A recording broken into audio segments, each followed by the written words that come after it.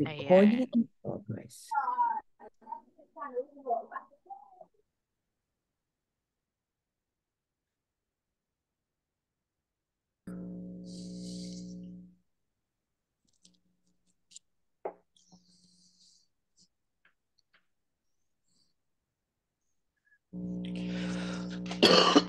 Excuse me. So I guess we can start. Wait lang po. Check ko lang po yung live natin.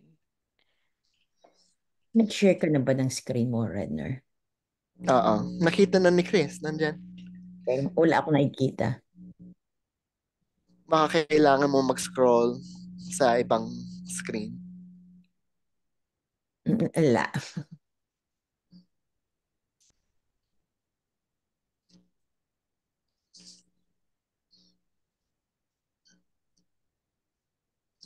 Wait lang po ah. Nais ko lang po yung live natin.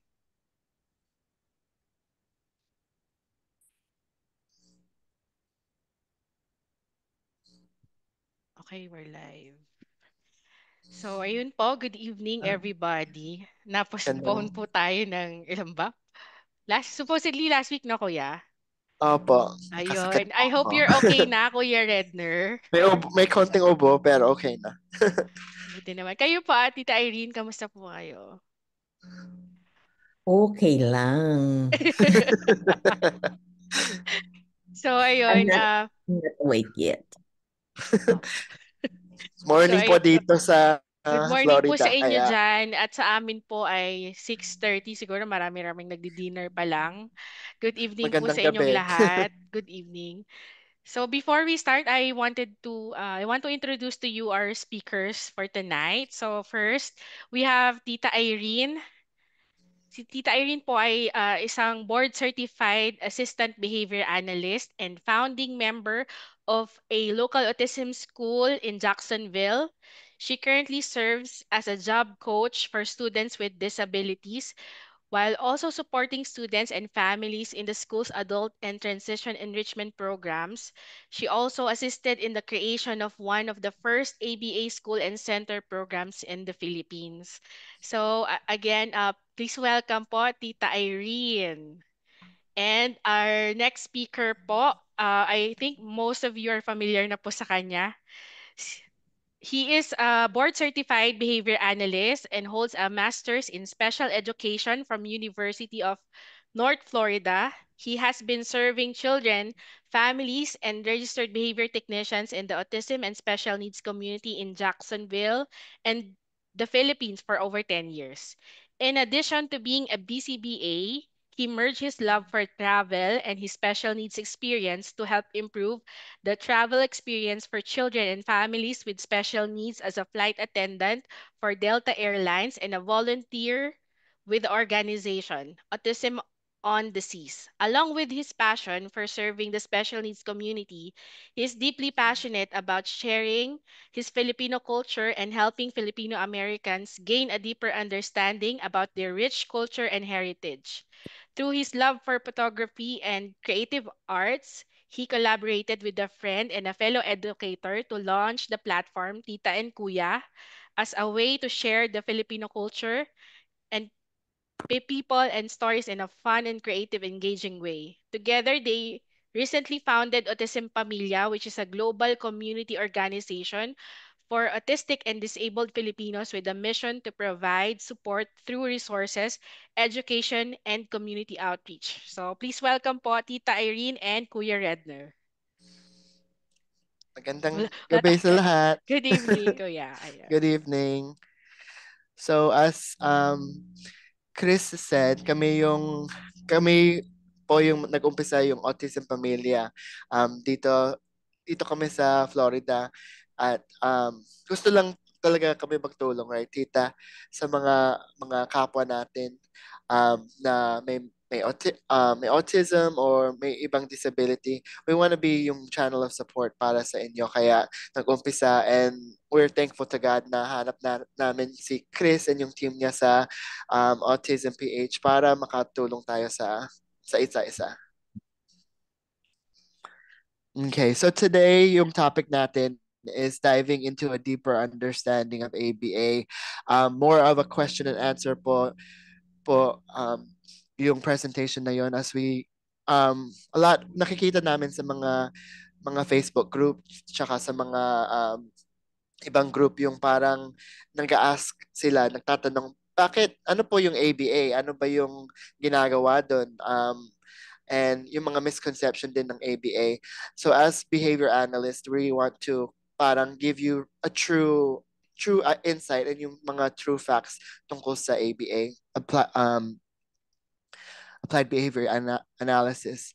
Pero before mag-start po kami, may disclaimer si Tita. Tita, ano po yung disclaimer natin? Alam, wala ako nakikita sa screen, okay? Wala ako nakikita sa screen, but the only disclaimer is we are not right now, we are not I'm lost. Hindi po to Actually, therapy. hindi to therapy, hindi kami, magbibigay lang kami ng recommendation. We cannot give you a treatment right away. We cannot do that because ethically speaking, we can't do that. So, yun ang disclaimer namin. Meron ka ba For this dadagdag? session po, ano po? Hindi, yun lang. Yung ginagawa namin dito sa Autism PH and even sa future mga content namin, tsaka yung mga webinar dito po, para sa educational and resource purposes only. Marian Matthias has entered the As waiting we go room. through yung Press CMD plus tilde to open pop-up or go to the participants panel to admit participant. Press CMD plus U to manage the waiting as room. we go through yung mga webinar, we want to let you know na hindi po ito therapy or yung professional advice, and it doesn't replace yung talagang ABA therapy. Okay? So ano po yung ABA? So ABA, it's the application of the science of behavior analysis to real world problems with the goal of affecting lasting and positive change in socially important behavior. So ito po yung when nag-study po kami dito sa US, kami ni Irene, we underwent yung training sa applied behavior analysis, the science of behavior, yung paano nag-umpisa yung applied behavior analysis. So ABA is a branch of the science of behavior focused on identifying applied solutions to challenging situations in our society. It is not a teaching method, but the science behind how interventions are designed and implemented. So para Tita, can you explain yung ABA in a way na Mas madali itong maintindihan pero para sa mga ika nga mga layman's term. Kumbaga, tita, ano daw po yung maintindihan. parsimonious way? Okay. This is a treatment sa mga autism that we actually focus on increasing a behavior that is helpful. Okay? Yung helpful, beneficial, and we are trying to decrease the behavior of an individual that is harmful. Oh, increase good behavior and decrease the bad behavior. Yun lang yun ang pinakamadali doon. Increase helpful behavior and decreases the harmful behavior. Yun ang pinaka-basic goal ng ABA. Increase and decrease. Para malaman nyo, yung gusto namin talaga yung mag-increase yung mga behavior na maganda, and yung behavior na hindi maganda, you will work on decreasing natin. But yung important talaga sa applied behavior analysis, kaya applied, ay individual po siya. It depends on iba-ibang tao. Diba? Yung mga bata, iba-iba yung mga behavior nila. And depende talaga we want the input of yung, hindi lang yung parents, but if pwede yung bata mag-express yung mga kailangan nila, we want to hear yung opinion din nila na ito yung kailangan ko ng tulong, and of course yung sa applied behavior analysis, socially significant po yung mga behavior target namin. We want it to improve the quality of life sa bata tsaka sa pamilya. So when we are looking at yung treatment and nagagawa kami po ng treatment plan, it's all about making a better life para sa bata tsaka sa pamilya. At And saka, in the okay, go ahead. At saka yung constant ang focus ay individualized. Hindi pwede yung ibinigay ko kay Mary Rose na anak, pwede mag-apply kay RJ. Individual yan. Kaya kami behavior analyst, hindi kami pwede agad mag-advise kung anong gagawin kasi kailangan muna namin makita ang bata. Kaya sasabihan, limbawa may magtatanong, "Hoy, bakit to ganito? Bakit umiiyak ang aking anak pag nasa store?" Hindi kami pwede agad magsabi na, "Oy, ito gawin mo." Kasi titingnan namin, o kaya titingnan muna namin kung ano ang dahilan kung bakit umiiyak o nagtatantrum yung bata. Kasi individualized, custom-made para sa atin, custom-made para pasok na sa sapatos kailangan maganda, custom-made, kailangan talagang pasok na pasok yung sapatos sa paa. Yun. Kaya hindi pwedeng basta-basta kami magbigay as a behavior analyst, hindi kami basta-basta magbigay ng advice kung hindi namin nakikita yung mga bata individualized para makatulong sa pamilya at sa society. So in the treatment of autism, many studies show that ABA, applied behavior analysis, is effective. Effective po para mag-increase yung mga magandang behavior and teaching new skills. So that is if I were to tell you ano po yung biggest goal ng ABA, it's to increase yung mga positive behavior and magturo ng mga bagong skills to improve yung quality of life sa mga bata at sa mga pamilya. In addition, numerous research findings demonstrate that ABA is effective in reducing behavior that may interfere with acquiring skills and participating in the community. A number of studies also indicate when implemented intensively, so depende talaga po sa mga bata, more than 20 hours per week and early in life, beginning prior to the age of 4, ABA may produce large gains in development and reductions in the need for special services. So importante talaga na sa umpisa ng ABA, we typically recommend more than 20 hours per week ng services para yung mga skills nila ma-build upon yung mga skills while early pa yung bata. Ika nga early intervention. Mas mabuti na yung naagapan habang bata kaysa yung malaki na develop na nila yung kanilang mga behavior na hindi dapat ma-develop. Dapat i-enhance agad yung mga good quality behavior nila. So what is a board certified behavior analyst? So sabi ni Chris, BCBA po ako.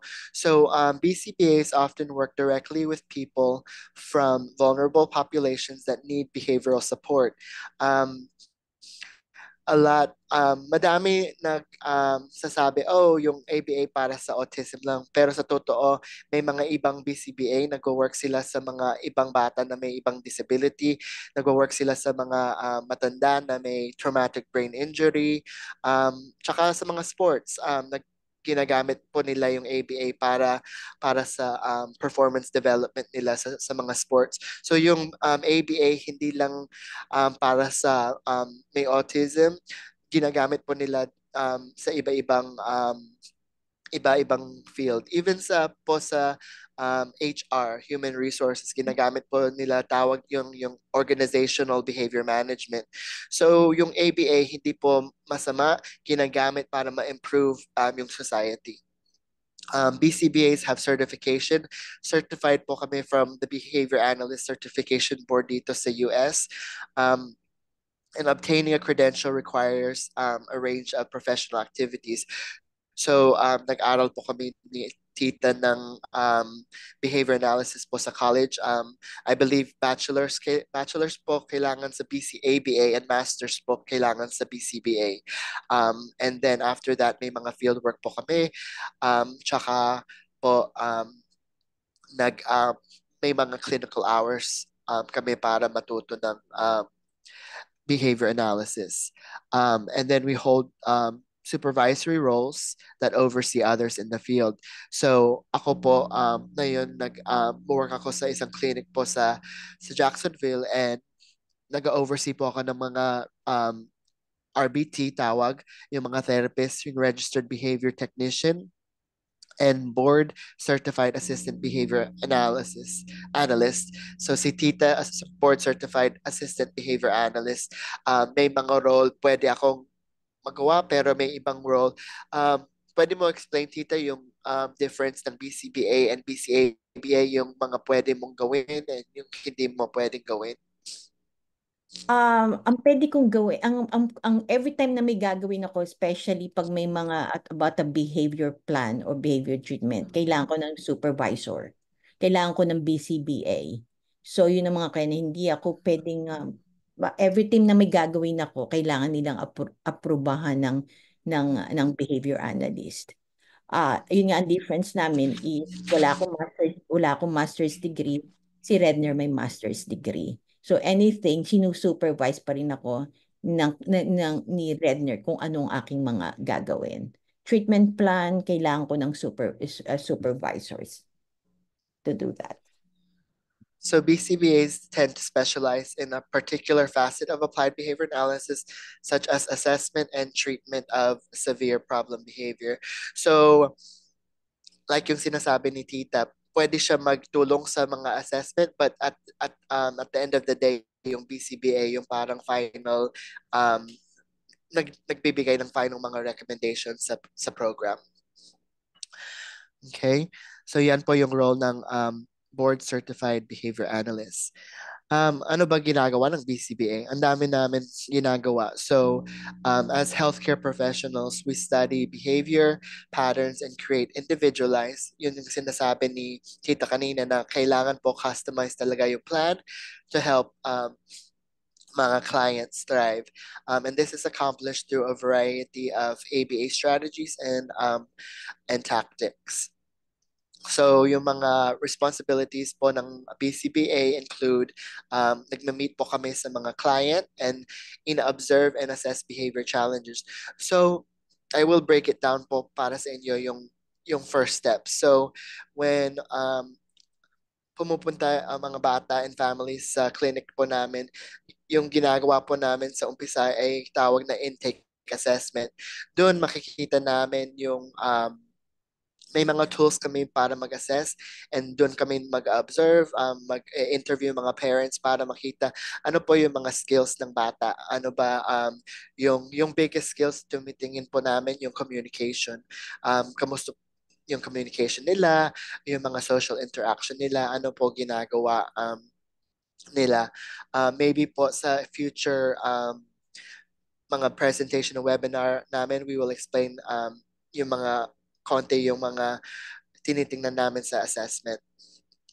We also work on creating a safe and inclusive environment for clients, because at the end of the day, yung number one po concern namin, yung safety ng mga bata and safety for the family and inclusivity, making sure na the kids feel comfortable. So you will hear in future webinars, ginagawa po namin yung importance ng pairing. Pairing sa umpisa is building the relationship with the not only yung family but yung bata, they need to be able to trust yung mga service providers nila, yung mga therapists nila, yung mga BCBA. So we always make sure that they feel safe and that they feel cared for.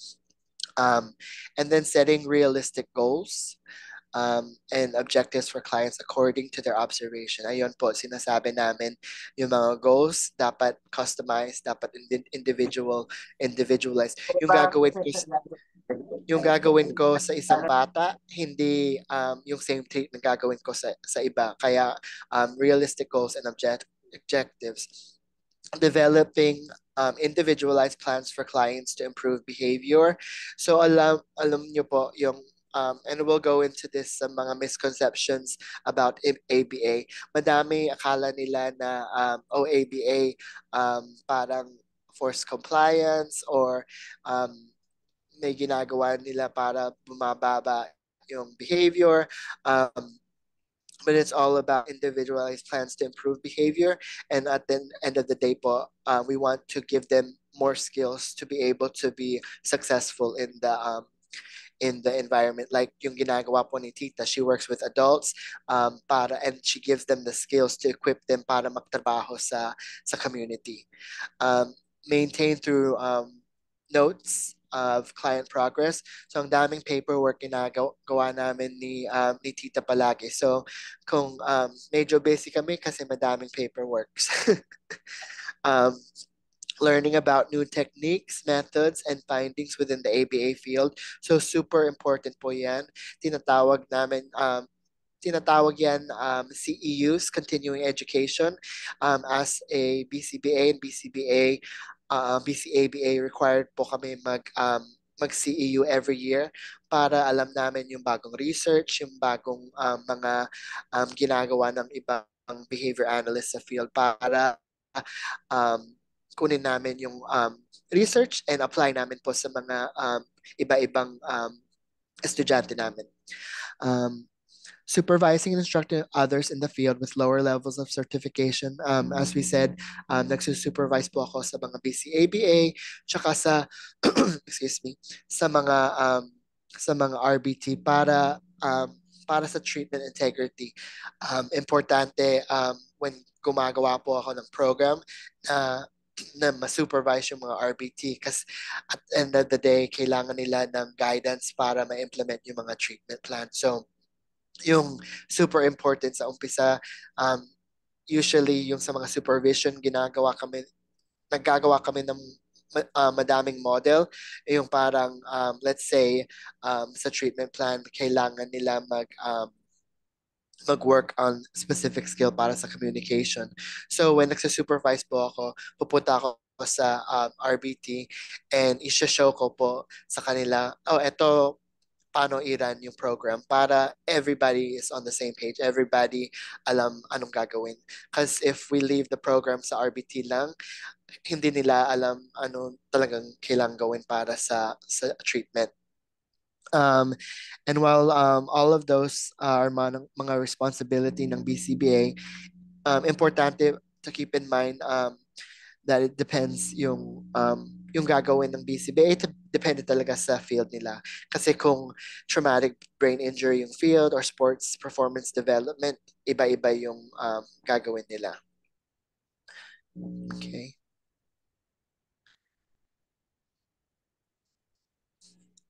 So ito po yung misconceptions about ABA. Yung first misconception po, ABA is not scientifically proven. Ang dami pong research over the years na scientific yung basis ng ABA.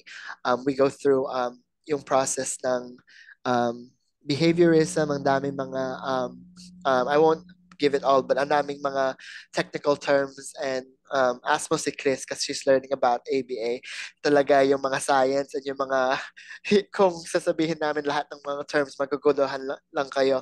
But it's very scientific and it is scientifically proven. Ito po, Tita, gusto mo explain yung misconception sa sinasabi nila when gumagawa, when nag-ABA treatment sila, nagiging robotic yung bata? Yun na nga sinasabi nila, alam mo, hindi ko, everything is just fresher in my stuff. Wala akong kikita sa'yo. Nagiging robotic ang bata. Depende kasi yan. I'm just talking in my head right now. Hindi naman nagiging robotic yung bata kasi ang mangyayari naman dyan, you have to teach also what you call generalization. Hindi yan, hindi. Yes. Kasi nagiging robot yung bata. Kung paulit-ulit mo na lang sinasabi, yung ilan lang tinatayo mo, yung delivery mo. Kasi for example, what's your name? Okay? What is your name? Sasabihin mo na lang ng, my name is Angel. Pag yun na lang itinatanong yung tanong mo, ang nagiging parang answer and question lang. Kailangan mo naman ng iba't ibang paraan din para tanungin kung ano ang kanilang pangalan.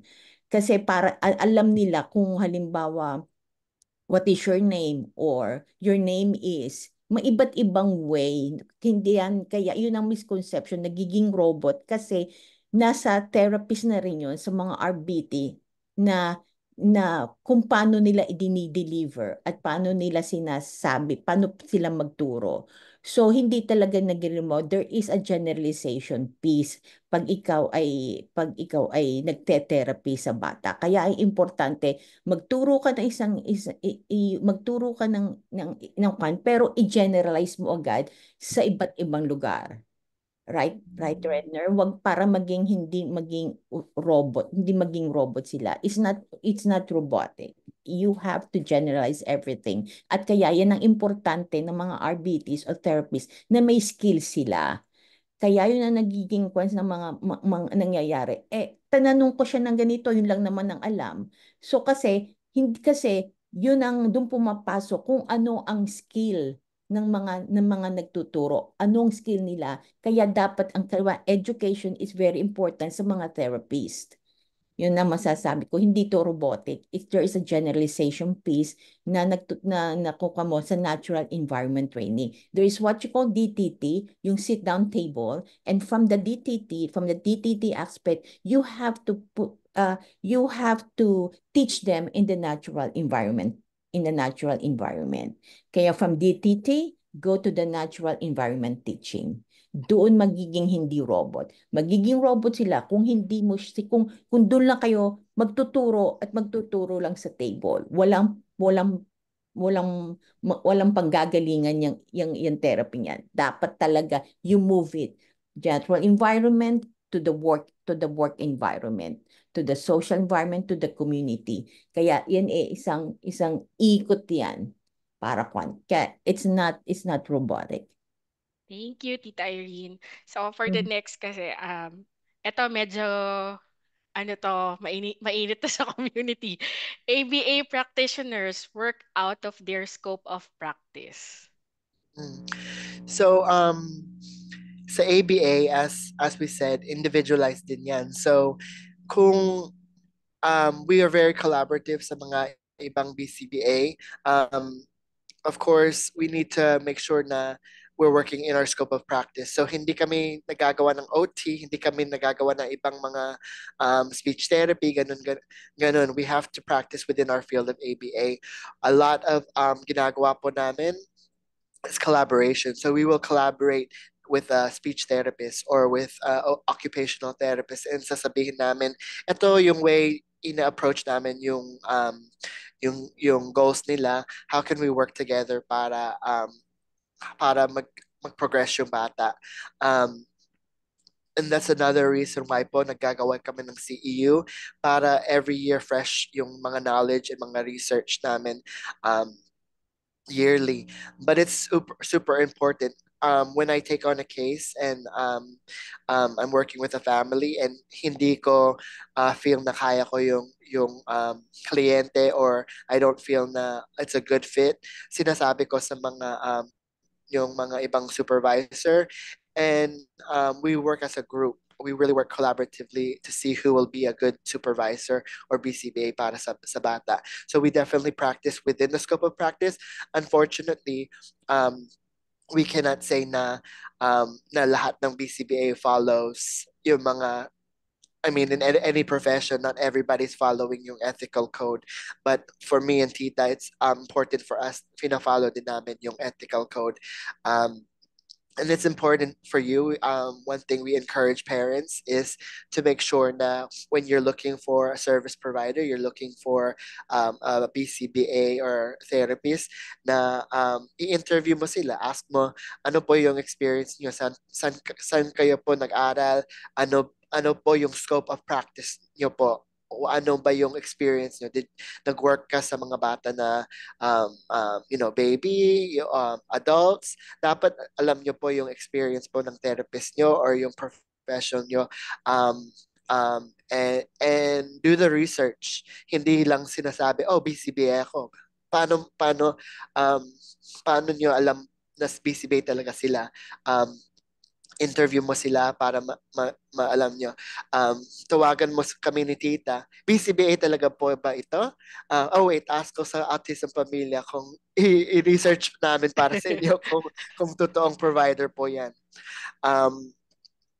ABA creates goals, and yung next is that Kuya, ABA. merong question dito related dito sa third natin. Sige po. This is from Pineda Ada. Hello po. Ask lang, ABA ba, i-apply po ba sa bata if di makuha ang gusto ng bata po? Medyo ano yan, hindi ko medyo naintindihan. Kasi ang advice po ng DepEd sa kanya is OT and ST at isa pa po, ABA po.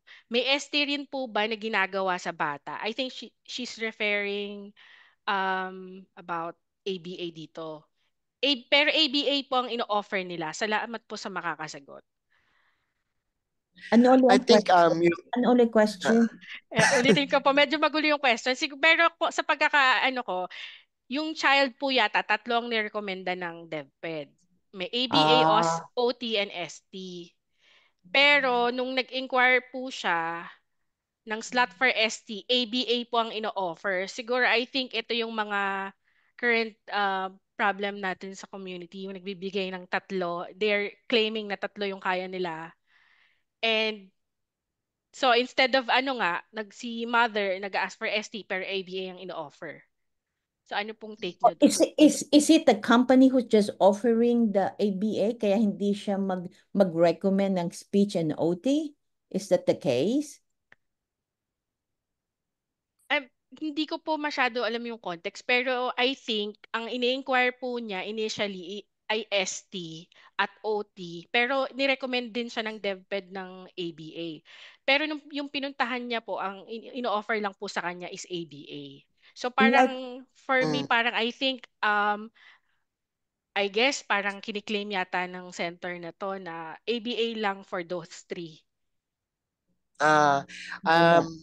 Parang ginagawa nilang all-inclusive yung ABA Yes, sa speech and OT. Yung sasabihin ko, this is the topic of working out of their scope of practice. Kung ABA sila, or speech therapist, you need to check na talaga silang they have yung background and yung education sa speech therapist. So sa speech therapist may ibang board sila. Sa OT may ibang board sila. So you need to determine na ano po yung talagang qualification nila. Are they truly ABA or they are OT or ST?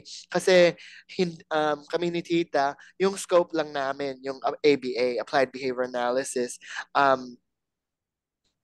we do know that yung mga speech and OT, they work with yung mga bata namin and we work collaboratively with ibang speech and OT. Pero hindi kami nagagawa ng speech and OT mag-isa kasi hindi kami credentialed through the board of speech or through the board ng occupational therapy.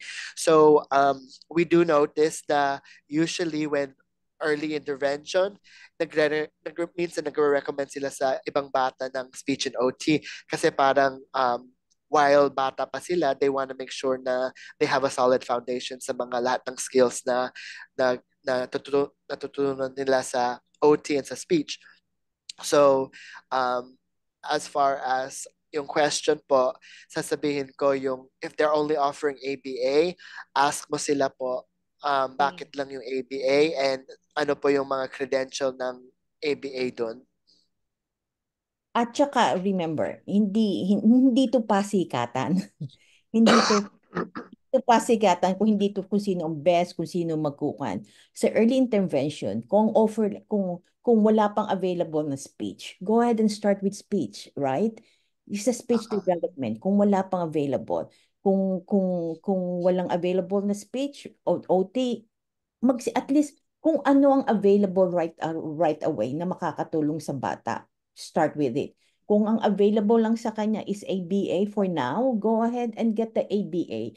This is collaborative. Hindi to kung sino hindi pasikatan. Kung sino available, kung sino halimbawa, ABA lang yung aking ino-offer. Okay, so take it. Okay? Take it kung ang available is ABA, take it. Lalo na kung batay 3 years old, go ahead and take it. Then look for other ways. Okay, continue searching. Kung halimbawa, okay, nasa Makati ka, ang available lang ay ABA, yung mga ABA din, ng mga clinic dyan, is may kakilala rin silang speech at OT. Hindi to, it's just a logistic, setup. Collaborative to. Yung mga ABA therapists dyan, may kilala yung center na speech and OT. Pero right now, kung available lang is, sabi nung center is ABA, take it. Mas mabuti kaysa sa wala. Mas mabuti kaysa sa wala. Take it. Hindi to pasikatan. Kung anong available, kunin. Okay, next na tayo. ABA creates goals for my child without considering what they want or what I want for them. Again, misconception yan. As sinasabi namin ni Tita, yung goals namin ay individualized. Especially when kaya nila magsabi, oh, ito yung mga gusto ko gawin. We want to talk to the child. We want to know anong mga gusto nila. For example, 'di ba, kung anak mo may gusto maging dentista or gusto maging doctor or gusto maging, carpenter, of course, as a parent and as a teacher, gusto mo ituro nila yung mga skills gusto nila. So if we know na, for example, we have Tita works with adults na may autism, we know that they enjoy cooking or they enjoy eating, ginagawa nilang custom goals para ma-develop yung skills nila tungkol sa cooking or um you know yung mga hobby nila para ma-develop yun. So we always, when we do a treatment plan, we're always keeping yung bata tsaka yung pamilya in mind, in the sense of we want to make sure that it's going to benefit hindi lang yung bata but the whole family. Especially when they're young, of course, hindi nila usually can explain yung mga gusto nila, but we provide choices all the time. Yung mga choice board, yung mga um, reinforcers nila, we always are looking about, tinitingnan namin anong yung mga hobbies and anong mga interests ng mga bata. So to say that we don't consider it is it's a misconception and it's false. And we always are open sa mga interest ng mga bata. You have anything else to add, Tita, about considering yung bata, yung mga goals? Yeah, yan nakakatuwa yun kasi yan ang number one na tinitingnan namin is kung anong motivation ng bata. Right? Hindi ko anong Exactly, Tita. motivation namin. Yung motivation ng bata. Kasi pag hindi namin hinanap kung yung motivate ng bata, there will be no relationship between the therapist and the child. So that's a big misconception. It's because we look for the motivation. Next question. All ABA programs are the same. Ikaw na yan, Tita. All ABA programs are the same. Kaya sinabi namin kanina, hindi yan the same. Individual po. Yan, sige. Hindi yan the same. Individualize every program. Okay, next po. ABA doesn't consider an individual's emotion. O, sagdalit muna, back to one. Sige po. Back to that. They're all not the same, but the technique and principles are the same. Yes. Mm-hmm. Okay, next. Next part, ABA doesn't consider an individual's emotion. Ayan, yan yung nakikita nila kasi of course, yung sinasabi, yung mga nagbibigay ng opinion ng ABA, they feel that we don't consider an individual's emotions. Let's say, I guess yung biggest topic is yung planned ignoring. Kasi yan yung po isang technique sa ABA. Yes. How that, ini-ignore lang yung mga bata. We're not ignoring the child, we're ignoring the behavior. So, understand when we talk about ABA, we are considering their individual's emotion kasi if they are having a hard time, kina-console namin. But it depends on, again, ABA is very specific. Maybe in a future webinar, i-explain namin a little bit about what we call ABC data. ABC data as antecedent, anong nangyari before the behavior, and then consequence, see yung consequence, ano nangyari after the behavior. So whenever we do assessment and we're looking at behaviors, we're looking at ano yung function ng behavior. Bakit ginagawa nila yung behavior? Let's say pumupunta kayo sa SM and then nagtatantrum yung bata kasi nakikita yung laruan and sabi nyo hindi pwede magbili ng laruan na yun, di ba? Um, and then you see after yung BCBA nag-observe yung situation, nakita nila yung function ng behavior, umiiyak yung bata kasi alam niya kung umiyak siya and nag-tantrum siya, Bibigay. makukuha niya, mabibigay yung laruan. So what we try to teach the parents is sinasabi namin instead of bigay mo when umiiyak, right? If the function of the behavior is, let's say, gusto lang yung tangible tinatawag, yung gusto lang yung toy, we will teach the parents, instead of giving it to them after umiiyak, teach the bata mag-communicate. Oh, can I have the toy? Ganito, ganito. And we slowly shape the program. Again, sa umpisa, it takes time, but we consider yung emotion ng individual. Even yung, I work with a lot of yung mga bata na mahirap sila sa social skills. We're working on emotional regulation, understanding ano mga feelings nila, and then understanding ways that we can share our emotions. So we are really big on emotional regulation and teaching them how to use calming strategies and how to feel comforted. So we are very big on individuals' emotion. Yung nakikita nila yung plan ignoring, usually yun yung sa parang attention seeking behavior. So minsan may mga bata na gagawa ng behavior kasi alam lang nila na if they, let's say, right, let's say yung isang behavior ay nagkikick yung bata sa kapatid nila. But every time kinikick yung kapatid nila, pupunta yung mommy. Alam niya. So of course, nakikita, oh, if kinikick ko yung kapatid ko, parati pumupunta yung mommy ko or yung daddy ko.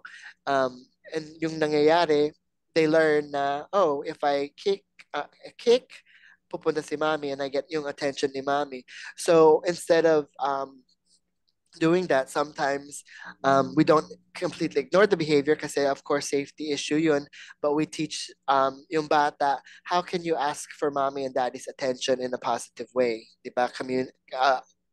I would say yung one of our biggest interventions at ABA is functional communication training, teaching them to communicate their wants and needs. So when you think about communication and them expressing their wants and needs, that's considering their emotion. That's considering yung mga gusto nila.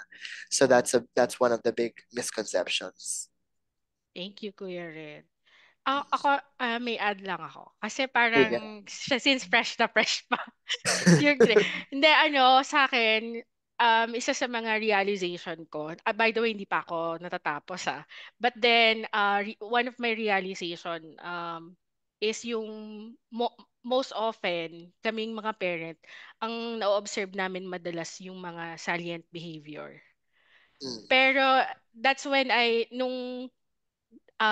nitong mga after ng 40 hours at saka nung 15 hours supervision, doon ko na realize na doon kami nakatuon lagi sa mga noticeable behavior. Pero ako as a parent, na-guilty rin ako kasi nung nandun na kami sa pinaka-application ng ABA na hindi talaga dinidebunk ko rin yung individual's emotion kasi talaga it's really high on empathy na you have to put yourself in their shoes. At ang hirap nun as a nakita ko yung parang perspective as a therapist na ang hirap ilagay yung sarili sa kanilang shoes kasi they think differently eh. But ayun nga, ganun yung nagiging way siguro for me para maging effective kang therapist is yung if you're really high on empathy. Kasi pag yung parang kunyari, ako madalas, nito iba na ako mag-isip, like yung mga, dati parang inisip ko escape lang yon pero yung parang minsan tinatry ko kung ano yung mga ginagawa niya. Ngayon ganun na ako para maramdaman ko ano ba pakiramdam nitong ginagawa ng anak ko na para mas maintindihan ko siya. And then from there, doon ako nakakagawa ng yun na-apply ko yung pinag-aralan ko. Kasi yun talaga, yun yung mga realization ko recently. Na hindi lang akala natin yung basta nagtatantrum, basta nagaganyan. There's a reason behind that. Lagi. Kung ano yung mga nakikita mo na for you it's a bad behavior, merong rason. And when you find out what's the reason, nakaka-guilty talaga. Kasi they don't do it just for nothing. Meron talagang function. So yun lang naman, kuya. Anyway, next is ikaw, Tita Irene, baka may Meron gusto ka kang tita? idagdag? Hindi, kaya that's why we call important of the ABC. There's antecedent Yes, apo. and the consequent. Eto, next, ABA uses bribes to teach kids what to do and how to behave. You wanna go over that, tita? Bribery is actually the meaning of bribery is you're giving them monetary money to do some illegal stuff. Mga illegal bribery. Yun ang binabribe mo. Sa mga, sorry, halimbawa sa mga typical na mga pulis sa Pilipinas. I think yung nakikita nila, Para hindi ka bigyan ng ticket. Oh, ito na lang ho ang pasaglit na kulay purple na pera. You know, something like bribery. That's yun ang mga bribery first. You have to like I said earlier, you have to look at the ABC. Ang bribery, ang nangyayari is you give them something, binibigay mo na yung halimbawa a cookie without doing Wala pang ginagawa. wala Oo. pang wala pang ginagawa. ginagawa. That's Yun, bribery. that's bribery. Yeah. Yeah. Actually, yung tita, yan nga rin yung ano ko. Kasi recent din yan dahil nga fresh pa sa 40 hours. In-explain nga sa amin yung difference ng bribery at reward. So pag binigay mo na agad yung That's supposedly bribery. reward mo, that's bribery kasi wala pa siyang ginagawa. Pero if binibigay mo siya after parang purpose, mapagawa mo siya ng something, that's a reward. So yun naman ang That's a reward. kaibahan. Yes. Yun ang kaibahan. That's as simple as that. Ayun po. Meron pong question dito. Naka-ABA po ang anak ko. Pinastop ni DevPed. Lipat daw po ng OT kasi di license ang ABA for kids with autism. Please explain ano ang license ng ABA para mag-therapy ng mga autistic children. So nakita ko yung question yon, yung license. So dito sa iba-iba yung ginagawa sa mga state dito sa US. So sa US, meron, paano malaman na totoo yung ABA? Meron kaming board, yung Behavior Analyst Board, and titingnan mo sa registry and makikita mo na official BCBA sila. Sa iba-ibang states, may licensure. Sa Florida, walang licensure, may certification lang. So when you look in the system sa board, makikita mo yung pangalan ko tsaka yung pangalan ni Tita. Yung medyo mahirap sa Pilipinas na Wala pang wala pang regulatory I think body. nagagawa sila ng border organization para malaman yung sino yung license. But we can say 100% yung alam namin na totoong board certified behavior analyst si Ma'am Chai, or siya po yung owner ng Pieces ABA. Siya yung first na alam namin na truly certified na BCBA. Nag-aral siya through the US program and na-certify siya sa board. Pero unfortunately, over the last, I think a few years ago, hindi ko alam kung 3 or 4 years, but nawala yung international board. Dati, nagsa-certify sila sa international iba-ibang bansa. But yung nangyari na parang nag-focus lang na lang sila sa US, and sabi nila sa ibang mga behavior analysts na BCBA na mag-create sila ng board nila sa bansa nila. So yung alam ko ay yung nagagawa po ng board si Ma'am Chai, an organization, si Chris. Ano po ulit yung last name ni QA. Chris, Tita Irene? Ay, sorry. Ha? Yung last name ni Chris? I can't remember. I mean, yung last name ni Ate Catherine?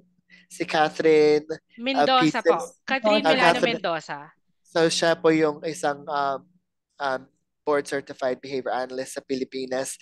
And then again, you can look in the research, and if you need help finding provider, pwede nyo i-email kami and we can help you determine kung totoo Pero di silang ba kuya dito BCBA. ngayon, QABA na kami. Hindi na Oo. nag-certify ng RBT. Tama. Dito sa Pilipinas. I'm not sure if nagsa-certify sila ng QABA, but there is a QABA board. Alam Yes, ko yung QABA board. ngayon QABA na I think dito sa amin eh. Nagbibigay pa rin ba ang BACB for RBT dito sa, I mean for new, mga bago na ngayon? I have to research it, but I'm not sure. I've heard of the QABA board because meron ibang board na ganun, but we only know yung because we are under the Yes, behavior analysis board, alam lang talaga namin yung sa BACB. yung BACB.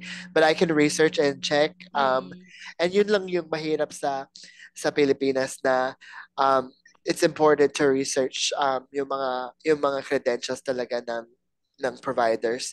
Because of course, sa Pilipinas minsan sinasabi nila behavior analyst sila, pero hindi naman talaga board certified behavior analysts.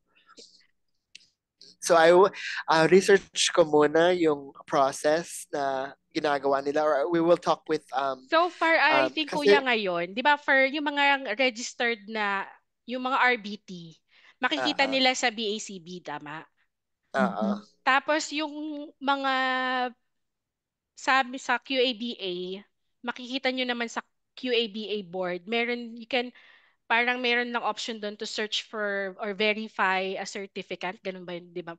Parang ganon. And then, pag, kunyari, punta kayo sa center, you can get the name of the therapist, and then you can check either, kung sinabi niya pong RBT siya, sa BACB nyo po check, at kung sinabi niya pong siya ay ABAT or ABAT, sa QABA nyo po i-check.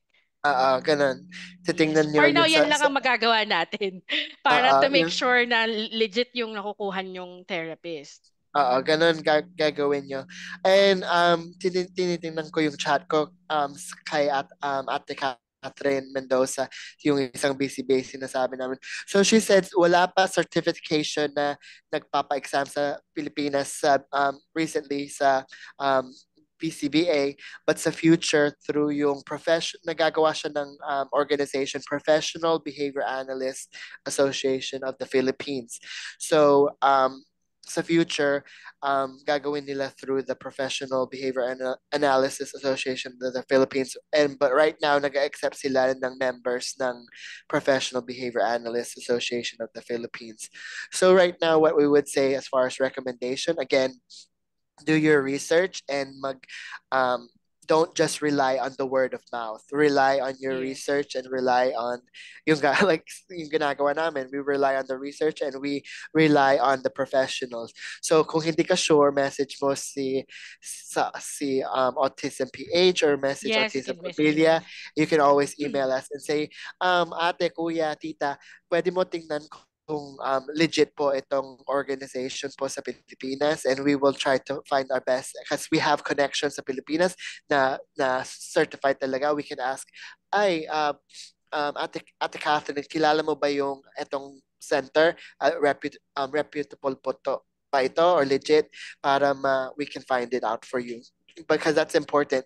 At the end of the day, we do not recommend you going to a provider na hindi certified, because hindi mo alam kung yung ginagawa talaga nila sa mga bata. Any input, tita?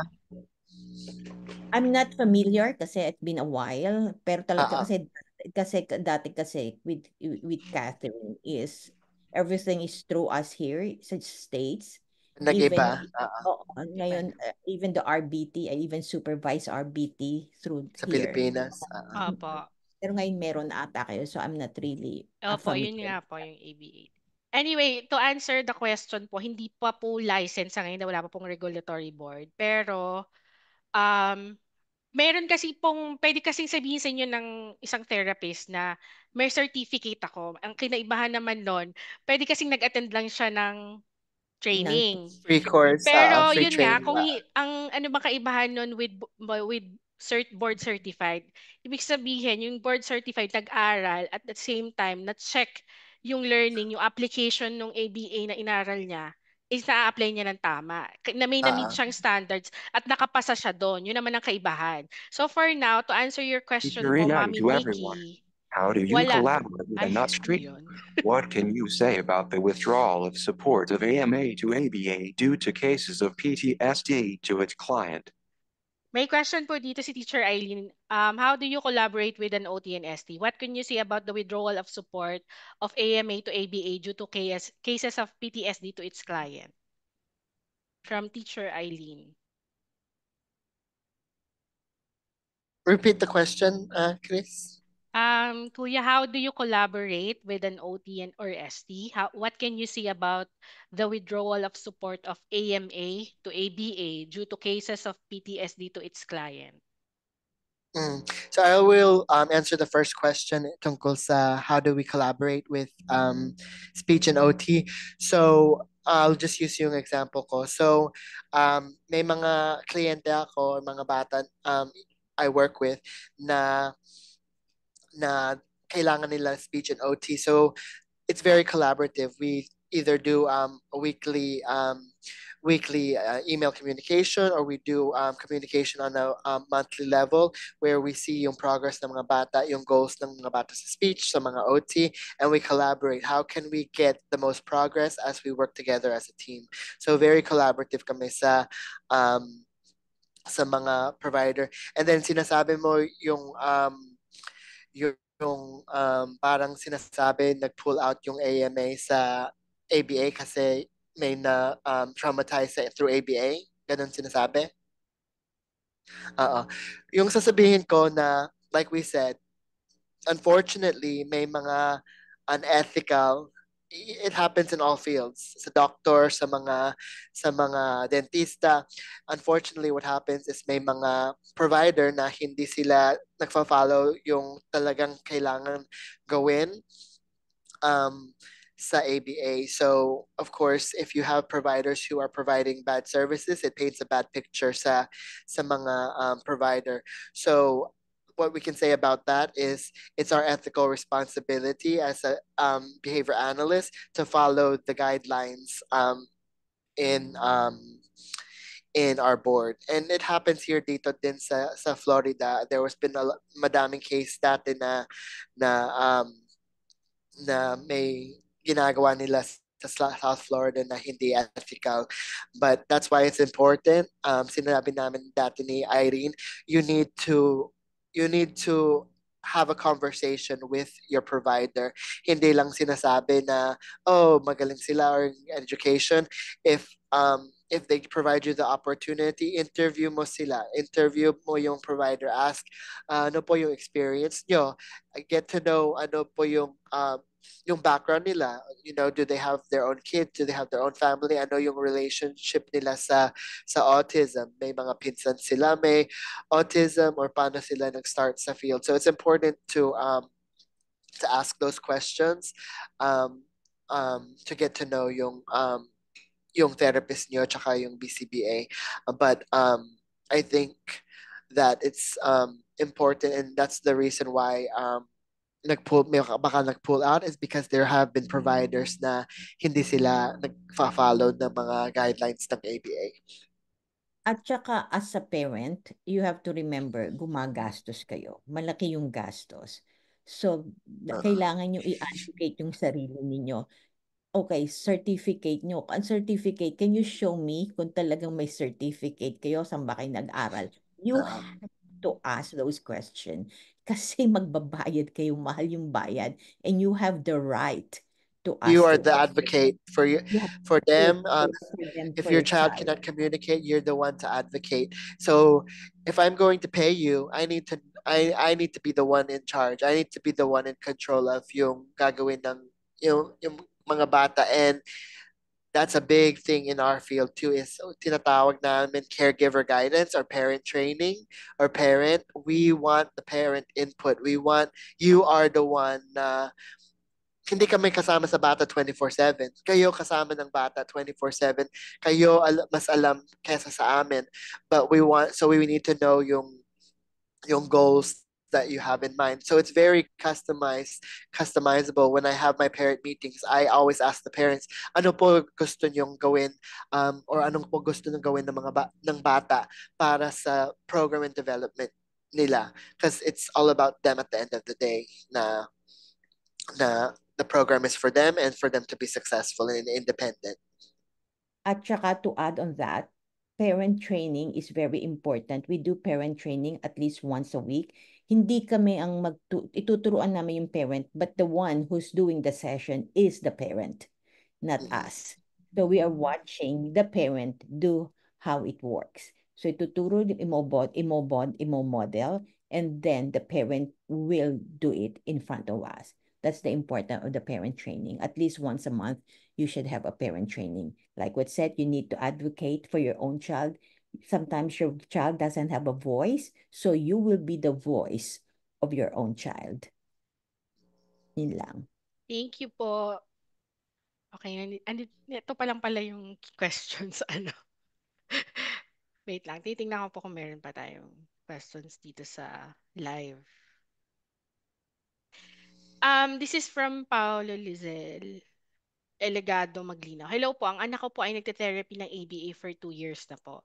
As advice ng therapist, hindi ako pwedeng bumili or gayahin exactly yung ginagawa nila with my child po. Hinihingi ko po yung insight ninyo. So sinasabi nila hindi pwede gawin exactly yung ginagawa nila? Ano ba yan? Yun lang Kasi sinasabi ko. yun agad di ba kuya, part ng 7 dimension it has to be, kailangan kung nagagawa ni therapist, kayang gayahin ni mommy. Ganyan. Of course. Kasi what we call the generalization. Yes. Like what I just said earlier, the parent training. Yes. Kasi kung ako kung hindi ako nag-undergo, tita, hindi ko rin alam yan. 'Di ba? Kung hindi ako nag-aral, hindi ko rin alam yan. Pero yun nga, you have to ask anong reason, bakit? Yeah, you have to ask the reason, ask mo sila anong bakit. Of course kung hindi mo gagawin lahat ng ginagawa ng BCBA. I'm not gonna tell you to write a treatment plan, ganun exactly. But the behavioral principles, yun yung tinuturuan namin sa mga parent, so they should implement as we apply. So if let's say that we say, oh, etong gagawin mo para etong behavior, we would expect you to do the same in the behavior because that's part of the generalization and para ma-generalize sa mga bata. Because what happens is if I do it one way and then yung parent iba ginagawa, you're not gonna get any progress. So I would say ask mo sa therapist, that's what we would have to do is follow the treatment plan, and but the parents at the end of the day should be following behavioral principles din if they are wanting effective ABA. That's a question that we need to ask. Bakit? Bakit hindi ko pwedeng gawin anymore? That's a question. That's a very interesting answer kung ano, bakit. And I want to know kung bakit hindi pwedeng gayahin. I want to know. Yes, pagre-report ka raw, report si ka Mami, po. Report ka po kay Tita Irene, ha? Nagagalit siya. Nagagalit ako. Bakit? Binabayaran ko kayo. Hindi ko pwedeng gawin. Ano yan? Wait na. Titingnan ko may question pa. Parang may isa pa yung meron pa ba? Wala akong nakikita sa inyong mga nakikita. I'm just like a queen. Talaga po? Baka dahil dun sa slides. What are the... Ano ba to, kuya? Na ito yung mga nag-gather mong question? Sa yung mga post. So, ayan yung iba. Okay. So, we can go through these too. Yeah, ito po. Sige, meron dito mga questions. What are the most effective methods for decreasing challenging behaviors in individuals with autism using ABA? So yung most effective method ay depende sa individual. Yes. Yes. As we said, it depends on the individual. So we cannot say that all of the method na magwo-work sa isang bata ay Is mag-work sa isa. magwo-work sa isang bata. So it's always individual. So we can say these are the basic ABA principles, but it's gonna depend sa bata talaga. So I cannot say what's gonna be most effective for your child unless I'm able to observe and analyze and assess yung bata. Okay? Oh, ito yung second question How about how can parents and caregivers be trained to implement ABA strategies at home, especially low-income parents? Actually, tita, I looked this up sa ethics natin because alam ko it was talking about yung sa ethics book tungkol sa anong gagawin ko kung walang BCBA sa rural area. So Mhm. sinasabi as a BCBA, our ethical responsibility is to disseminate, to share ABA principles. So we can provide yung general ABA principles. We're not giving advice or specific treatment, but we can provide yung general ABA strategies. And then it said in the ethics na if there is a professional, like a professional teacher, we can provide a little more insight, but it's all about giving yung basic ABA. So through yung mga webinar ginagawa namin ganito, we can share basic ABA strategies and principles para matuto yung general population. Hindi lang, but we cannot ever give specific na, tita, ganito yung bata ko, ganun, ganun, ganun. Anong gagawin ko? We cannot say, oh, we cannot give you specific kasi hindi kami yung Supervisor. provider ng bata. Yeah. So how can parents and caregivers be trained? We would say when you find your provider can provide that. But through Autism Pamilya and our collaboration with Autism PH, we hope to provide more general mga behavioral education. Thank you, Kuya. Information. What are recommended websites regarding ABA? So recommended websites, of course, I would say you need to look at the board. So there is the actually gawin ko po me and Tita can provide you ate Chris yung gawa tayo ng parang pumbat na may mga recommended websites na Okay. namin. So of course with the board we there's one association of science treatment, yun yung isang yung we collaborate then with may one of the providers here recommend that yung may mga kilala kami na doctorate sila sa ABA. So those are some of the recommended sites alam ko ginagamit. Yeah. So we can provide some type of pumbat para makita mga audience yung recommended sites tungkol sa ABA. Okay. Okay, next. How can I tell if a service provider is truly knowledgeable? Ayan, tita, ikaw na. Yun nga How can you tell if it's Mahirap knowledgeable? na, tita. Kasi kung hindi mo talaga alam, hindi mo alam eh. Alam mo, kung ako din, halimbawa ako nasa Pilipinas, I will do anything to help my child. Kung kanyan, kung yan eh illegal, kung hindi man illegal, kung hindi talaga sila true, talagang tunay na may knowledge, at hindi sasabi natin hindi sila talaga certified o wala. Kung ikay magulang, naghahanap ka, ang ika nga sinasabi na kahit ano, basta meron lang sa anak ko, right? Kaya lang sa ganan is, kailangan talaga natin just be careful. Talagang Mhm. ika nga, itong association na to, yung PH na to, dito kayo makakatulong.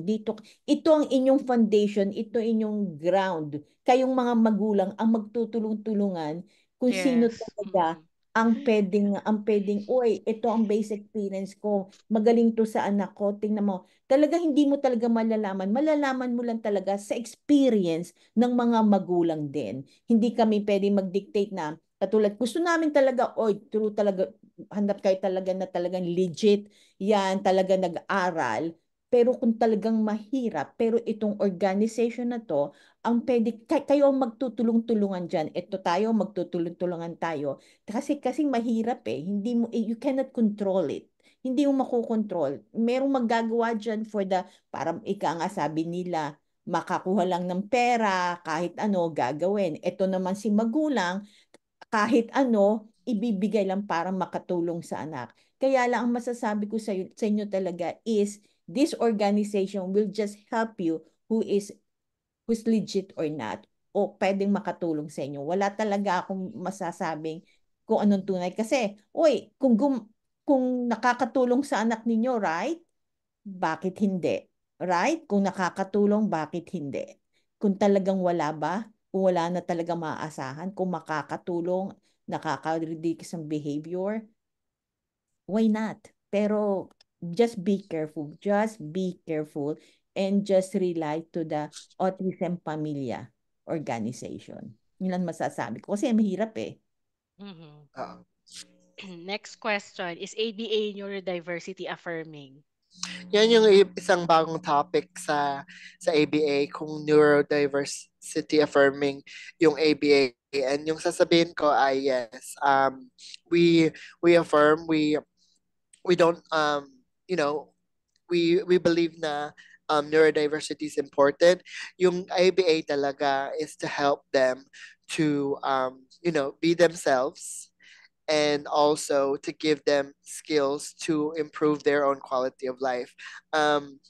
If a parent, if the parent doesn't believe na ABA is going to be right for their child, we accept that. Na it's their own opinion, and it's their own right to advocate for their child. But we believe that ABA can be neurodiversity affirming in the sense that we want to give yung bata yung as much control na sa program nila and mga interest nila and yung mga hobbies nila. Um, so neurodiversity affirming is all about giving them accepting them for who they are, and we do accept them for who they are. We're not trying to make them robots or change them. We are just trying to help them be the best version of themselves that they can be. Like even as a teacher, educator, right, and as a parent, you want your child to be the best that they can be. So we try to Thank give them the you. tools to do that. Thank you, Kuya Redner. Tita, may add ka po ba doon? Wala na. Ito, next, is ABA harmful? I think na-covered na natin yun. Yes. Bakit? Kung mali ang implementation, talagang harmful, ano, tita? Tsaka kuya. Oo, kung yung talagang, dyan ka talaga sasabi na dapat yung therapist mo is magaling.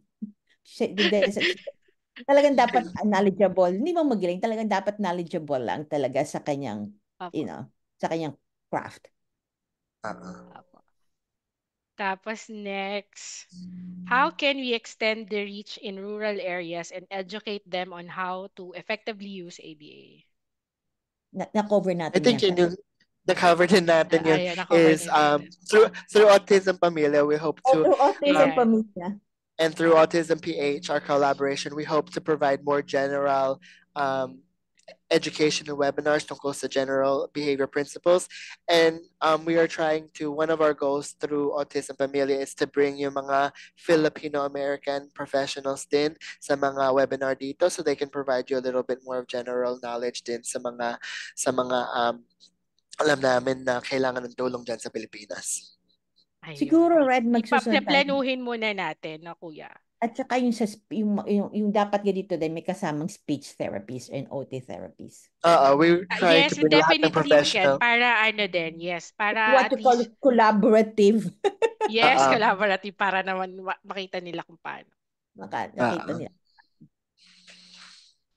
Yep. Tinitingnan ko kung meron pang questions dito sa live. Yung mga nasa Zoom, wala bang question? China-check ko. Yun na po yung Parang question wala na. kanina eh. If you have questions, meron pa, you can ano na po, bago tayo and may pasok ka ngayon, Kuya Red? Hindi, actually may may Autism Pamilya activity kami na yun. Today. Anong oras yun, Kuya? Isang, na yun na. Ayun na pala. Ay, sorry. No, okay lang. No, hindi pa na yun. Pero mga 11, mag-uumpisa yung event 11 pa. Pero Nakikita ko, kuya, hirap na hirap ka mag-Tagalog. Kaya po ganyan, na hirap po si Kuya Redner mag-Tagalog tonight. Pero good job Kuya Redner ha. Naitawid mo yung na 80% yung mo Tagalog mo gusto tonight. ko mag-practice ng practice para Yes. of course gusto ko yung tita naman magtulong yung sa hindi mga pagising. kapwa natin. Kaya. Si tita hindi pagising. Oo nga po eh. Hopefully yan nga anong month nga yun? April? September kailan ba tayo mag-outreach? Nakalimutan ko For na. outreach, we're looking, Outreach. baka may balak namin January or February yung outreach sa Yes. Pilipinas. January or February, i-announce po More to namin sa come. group Or, kung saan yung mga location natin. And ayun po, we'll keep you posted for, yan nga, as sinabi na po nila Kuya at ni Tita Irene, we'll try to come up with a training for the parents para din ma-equip din ang ating mga kapwa ko magulang. Kasi talagang hindi naman sa nagiging hindi naman bias kasi meron din akong OT ngayon. Meron akong may speech kami. Pero it's siya magiging life-changing for a parent lalo na pag empowered ka. Kasi meron parang lalo na yung mga matatagal nang nagte-therapy and they feel na parang feeling la walang improvement and all. Ito talaga yung makakatulong sa inyo. So, ayun. Anything else to add, Kuya Redner and Tita? Para meron pa pala kayo. Yun lang. We're so grateful sa partnership with Autism PH and being able to provide our knowledge sa mga kapwa Pilipino namin. If you want to learn more about yung mga outreach or ways that we are trying to provide support sa Pilipinas, you can connect with us sa Instagram or sa Facebook sa Autism Pamilya. Nakikita nyo naman kami sa mga social media. Pero maraming salamat sa opportunity na yung umaga dito, pero gabi dyan. At we hope to provide more educational resource para ma-equip yung mga parents and also para matulungan natin yung mga bata may autism tsaka may mga disability. Okay. Thank you so much, Tita Irene and Kuya Redner. And ayun, hopefully makapag na tayo ng schedule for the parent training. Thank you for your time. We appreciate you po, Tita Irene and Kuya Redner. Thank you. Take Thank care. you. Okay.